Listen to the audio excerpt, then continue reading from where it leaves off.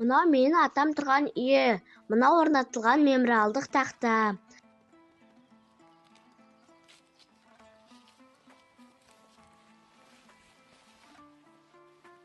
Қазір осында жастар ресурстық орталығы орналасқан.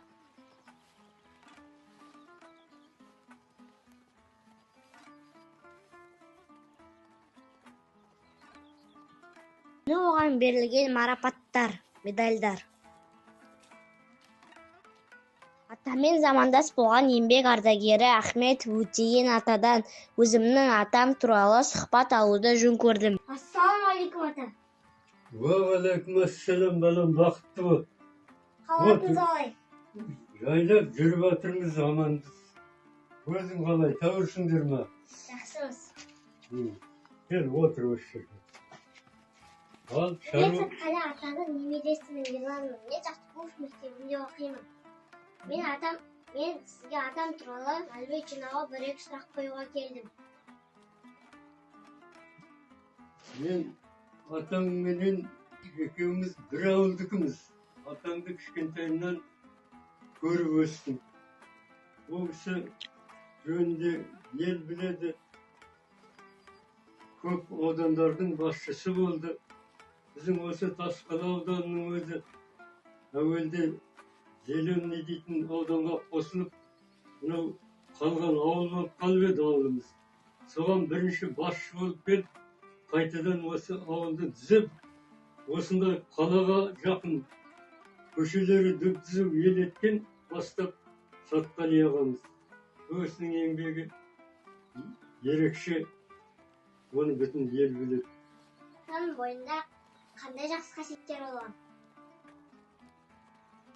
Сенің атаң өте кішіпейіл адам болды.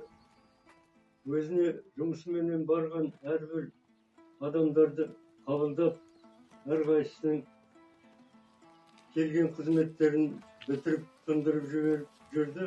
Ол кісі жөнінде жұрттың бәрі де жақсы ойда. Қали ағай мен бір ауылдікімін.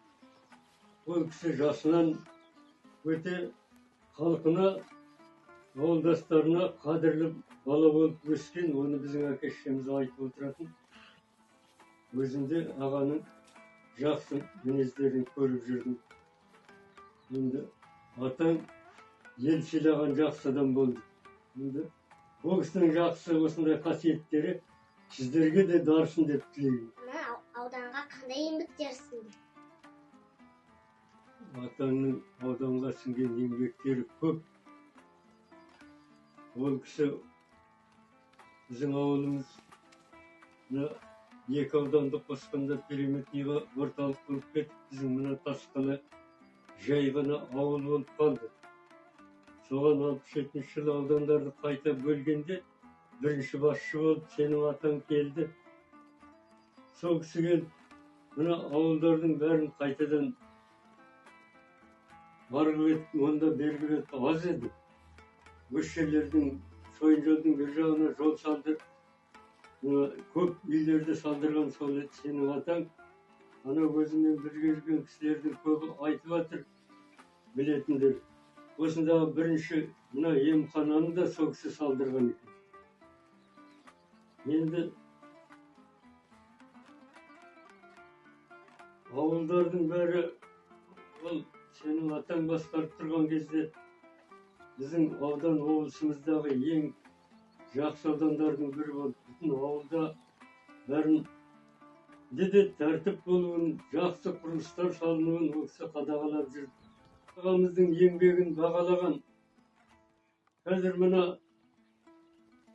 ауданның тұрғындары ол кісінің атында көше беріп, сол мына біздер қазір мен өзім сол сенің атаңның атындағы көшеде тұрамын.